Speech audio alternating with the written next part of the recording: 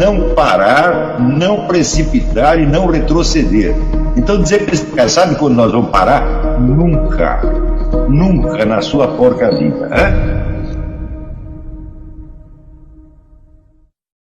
E aí pessoal do canal, tranquilo? Antes do vídeo, quero pedir a você para ser membro do canal, para ajudar a gente nessa grande luta, que é pela libertação do Brasil do comunismo, do socialismo. Então é isso aí, se inscreva, compartilhe, comente, ajude o nosso canal. Quem puder ajudar financeiramente, os links estão aí na descrição do vídeo. Quem quiser seguir a gente nas redes sociais, também estão todos aí na descrição. Na comunidade a gente sempre coloca alguns trechos de livros, para quem se interessar, os links dos livros estão lá na comunidade. E todos os livros do professor Olavo de Carvalho praticamente estão lá nos links. Então é isso aí. Vamos fortalecer. Muito obrigado a todos. Fiquem com o vídeo.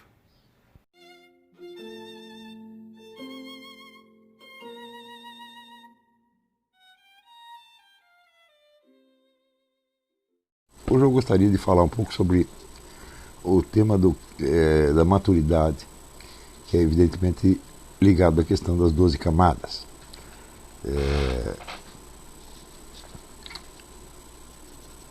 Existem vários níveis em que nós podemos tratar desse assunto, mas, em princípio, como é o interesse de todos nós, nos adestrarmos para uma participação frutífera na vida intelectual, então, o que nos vai interessar é, sobretudo, a maturidade do homem de estudos. Tá certo? Então, se você está inserido numa determinada comunidade profissional, acadêmica, então, certamente, o seu nível de avanço, a sua qualificação, será medida pelos seus pares e pela sua adequação à profissão que ali é exercida. Essa profissão é exercida hoje numa base que imita a das ciências, tá certo? Onde cada um faz uma contribuiçãozinha, tá certo? Muito especializada, aquilo vai somando um efeito e criando uma espécie de consenso, né? Entre uma comunidade de profissionais, comunidade que hoje é, vamos dizer, multitudinária, quase ilimitada, tá certo? Porém, isso aí se coloca de algum modo nos antípodas do que seria a educação tal como a entendia Sócrates, Platão e Aristóteles, e como a entende toda a tradição filosófica, onde o que se tem em vista não é a adequação do indivíduo a um grupo profissional, tá certo? Mas a criação de um spoldaios, de um homem maduro. Eu acho que essas duas coisas vão se tornando... Não, poderia não existir um conflito entre essas duas coisas, mas o fato é que existe. E na situação atual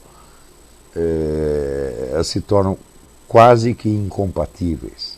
Eu acho que é muito difícil o indivíduo se enquadrar numa profissão universitária direitinho e ser aceito pelos seus pares, desempenhar lá as suas funções, criar o seu currículo e ao mesmo tempo adquirir uma maturidade intelectual. Essa coisa que está se tornando cada vez mais impossível, pelo fato mesmo de que a filosofia está se tornando uma atividade especializada, quer dizer, cada um só lida com determinados pedacinhos, usando, vamos dizer, critérios consensuais, vamos dizer, de ciências inteiras, e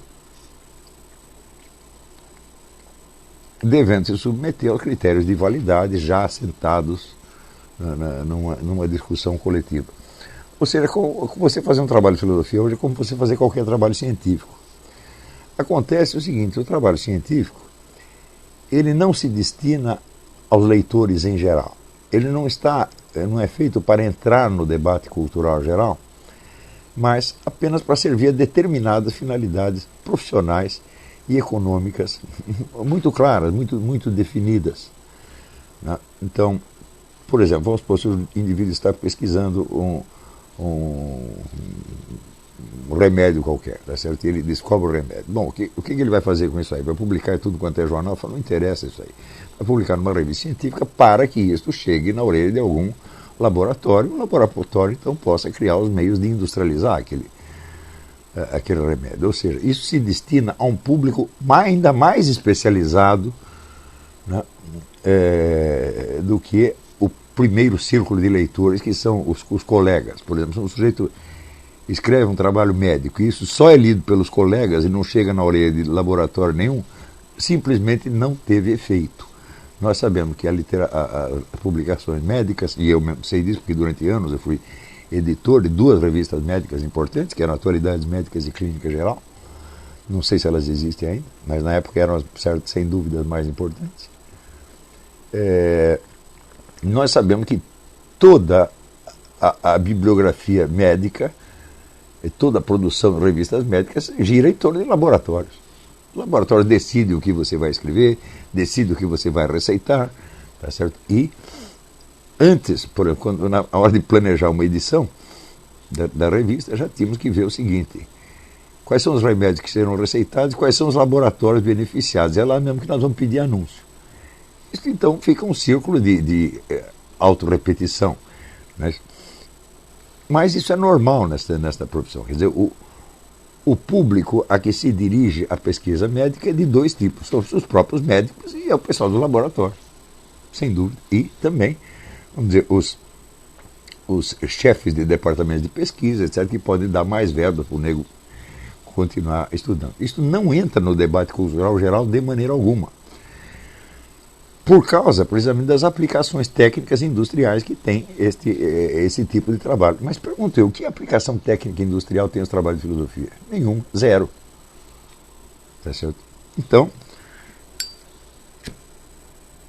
imitar o procedimento, vamos dizer, das ciências no campo da filosofia vira uma coisa simplesmente caricatural. Quer dizer, você está fazendo trabalhos profissionais para pessoal, apenas para os seus colegas que vão ler e comentar e aí continuar discutindo indefinidamente, sem que isso jamais possa se integrar, seja no debate cultural geral, seja no processo econômico. Economicamente não tem função alguma, tá certo? E, como função social, tem apenas a de manter, alimentar esse mesmo círculo de pessoas. Então vira uma atividade altamente masturbatória. É evidente que quem se forma aí, ele é orientado, vamos dizer, por um critério de respeitabilidade, de seriedade, que é o da sua comunidade profissional. Mas, perguntei, o que esse critério tem a ver com a verdadeira maturidade intelectual? Absolutamente nada. Porque aí é como nas ciências, por exemplo, o sujeito para fazer um trabalho científico muito bom, sei lá, na área de matemática ou de física, ele não precisa de maturidade intelectual nenhuma, basta o treinamento especializado naquele ponto. Ele pode ser um sujeito infantil, pode ser um psicopata, pode ser até como é que se diz, um retardado mental com um gênio especializado. Pode ser. Então o problema da maturidade intelectual não se coloca aí de jeito nenhum. Mas, ao lado disso, existe, vamos dizer, a cultura geral, existe o debate público. Tá certo? E no debate público, esse tipo de pessoas, quando entra, não tem absolutamente nada para dizer. No máximo, eles vão fazer mais ou menos como o Júlio Lemos faz, quer dizer, arrotar uma superioridade, tá certo? Que vale dentro do seu círculo profissional, mas que não tem como se integrar no debate cultural geral. Tá? Então, quando e você vê mais ainda que a tendência de modelar a filosofia pelas ciências exatas e naturais, hoje em dia é muito forte. Houve 2 ondas disso, uma no século XIX, tá certo? E não produziu absolutamente nada. Quer dizer, produzia o prestígio universitário e científico para algumas pessoas, mas quando perguntamos o que sobrou de toda esta filosofia inspirada na ciência do século XIX, não sobrou nada. Assim como o que se faz hoje também não vai sobrar nada. Eu duvido muito que estas coisas continuem tendo interesse depois da morte dos seus autores. Então, se você repara, por exemplo, que às vezes o sujeito passa anos, né, especulando a estrutura de um determinado argumento lógico, tá certo? E escreve um tratado de 950 páginas sobre aquilo, né? Em primeiro lugar, não está garantido que ele resolveu o problema. A discussão pode continuar indefinidamente. Não existe em filosofia o critério verificabilidade final, tá certo? Como existe na ciência também. Na ciência o debate prossegue, só que você vai tirando dele o proveito técnico-científico que é natural nessa ordem das coisas. Só que no mundo filosófico a coisa continua sem proveito técnico-científico nenhum. Então essa atividade toda ela já tem em si mesma um elemento quase psicótico, tá certo? E não é de estranhar que as pessoas que estão envolvidas nisso, em geral, quanto mais elas se aperfeiçoam nas técnicas, na lógica, na arte da argumentação, etc., menos tem alguma coisa interessante a dizer sobre a realidade. Então eles vão procurar a realidade no quê? Nas ciências. Lá existe sempre alguma realidade, não tem como escapar. Tá certo? Então, por exemplo, hoje existe um ramo que se chama a neurohistória da arte, muito interessante. Tem um autor chamado Beck Sandel que escreveu coisas muito interessantes, mas isso não é filosofia, isso é uma pesquisa científica. Então, e como é inevitável, como a ciência é uma atividade altamente progressiva, que está toda hora se substituindo a si mesma, é evidente que as teorias científicas são todas de durabilidade muito limitada. Tá certo? Por quê? Porque elas estão tentando. O que é uma pesquisa científica? Você isola um certo número de fatos que lhe parecem ter uma unidade por trás e você tenta descobrir essa unidade, a unidade de um processo, a unidade de uma causa, tá certo? A unidade do fenômeno, etc, etc. E é isso que você faz. Depois vem um outro sujeito e descreve de outra maneira, e de outra maneira, e de outra maneira, e assim por diante. A coisa não para, tá certo? Então essa ideia do aperfeiçoamento é inerente à própria ciência. Agora, a filosofia, por sua vez, ela busca princípios de inteligibilidade que devem durar. Ela não está inventando um princípio de inteligibilidade que vale só para agora. Né? Nós podemos dizer que na filosofia você tem, em vez de você ter um elemento progressivo, você tem um elemento acumulativo. Quer dizer, onde tudo aquilo que foi conquistado ao longo do tempo conserva a sua atualidade. Você não pode dizer que Platão foi superado ou que Aristóteles foi superado. Não. Simplesmente outras coisas se empilharam ali e se somam com aquelas. Tá certo? Então você vai criando um patrimônio que é o dos esforços humanos para atingir a inteligibilidade. Tá certo? Então você vê que a própria estrutura da atividade científica ela é um pouco o contrário da atividade filosófica. As teorias científicas elas se destinam a substituir-se umas às outras, a desbancar uma e impor uma outra que em seguida pode ser derrubada também e assim por diante indefinidamente. Tá certo?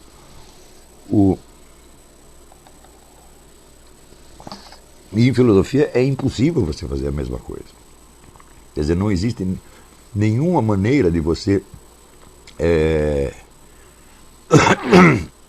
superar uma filosofia no sentido em que uma teoria científica supera a outra. Ou seja, impugnando a teoria anterior e propondo uma nova. Não é assim. Quando um filósofo supera a outro, significa que ele integrou no seu pensamento tudo aquilo que o outro contribuiu. Aquilo permanece inteiro ali. Essa absorção dialética, essa superação dialética, é uma coisa que em ciência não existe, não pode existir. Você não vai poder assimilar todas as teorias anteriores, tá certo? Integrá-las na sua, e seguir adiante. Isso não dá para fazer. Quer dizer, porque a filosofia é uma atividade voltada eminentemente ao adestramento da inteligência humana e da consciência humana, e não à produção de fatos sobre este ou aquele ponto. Essa produção de fatos ela prossegue indefinidamente na base da autodestruição. Nós sabemos que, vamos dizer, qual é o critério científico dominante hoje, não é o critério da falseabilidade do Popper. Quer dizer, uma teoria é científica na medida em que ela possa ser demonstrada falsa, quer dizer, que a sua estrutura lógica admita a sua refutação. Se não há refutação possível, mesmo que a refutação seja errada, então não é uma teoria científica. Isto, evidentemente, não se aplica à filosofia de maneira alguma, porque a finalidade da filosofia não é impor teses, isso é coisa fundamental. Às vezes você vê obra de um filósofo cujas teses já caíram todas, mas aquilo conserva o seu valor. Por quê? Porque a filosofia não se destina a produzir, vamos dizer, uma teoria final sobre o mundo, ou uma descrição factual do mundo, tá certo? Mas a aprimorar cada vez mais e mais e mais a capacidade humana de inteligir. Em última análise, a filosofia é pedagogia e é uma espécie de um guiamento da consciência. E para isto, mesmo os erros são importantes. Em filosofia, todos os erros filosóficos são estudados e discutidos. Em ciência, eles são abandonados. Né? Quer dizer, quando você estuda a história das ciências, geralmente o que os camaradas fazem é colocar as teorias que tiveram algum sucesso e que serviram de base para as teorias seguintes. E esquecem tudo aquilo que foi flagrantemente errado, tá certo? E vão dizer que é pseudociência. Eu digo, mas espera aí, a pseudociência é ciência. Né? Ela não é outra coisa, ela não é uma atividade formalmente distinta. Tá certo? Ela é simplesmente uma ciência errada. Né? Então, mas é claro, a pseudociência não se integra na história da ciência, ela é expelida. Ao passo que as filosofias erradas, elas se integram na história da filosofia como momentos dialéticos de um contínuo aperfeiçoamento da consciência humana. Onde certos erros, às vezes, são erros felizes e até necessários no caminho dialético para a percepção de uma realidade mais profunda. Então, eu sinceramente eu não vejo como conciliar uma formação filosófica com a formação científica, tá certo? Elas são coisas que, evidentemente, elas podem ser integradas, mas continuarão heterogêneas. Por exemplo, se um indivíduo estuda, será neurofisiologia, tá bom, ele vai. E, ao mesmo tempo, ele é um filósofo. Bom, ele pode usar uma coisa na outra e a outra na uma, mas ele não pode fundi-las, não tem como fundir as duas coisas. São contribuições heterogêneas. Assim como, por exemplo, se um filósofo é um pintor, é um desenhista, tá certo? É claro que da sua experiência de pintor e desenhista ele vai aproveitar alguma coisa para a sua filosofia, mas ele não vai criar uma atividade sintética que seja ao mesmo tempo pintura e filosofia. Não há síntese possível. Quer dizer, aí você entra no problema das famosas ontologias regionais que falava o Edmund Husserl. Quer dizer, na estrutura da realidade existem domínios que são independentes e incomunicáveis. É o famoso exemplo que ele dava, falou, olha, não existe uma biologia dos triângulos, nem uma trigonometria dos leões.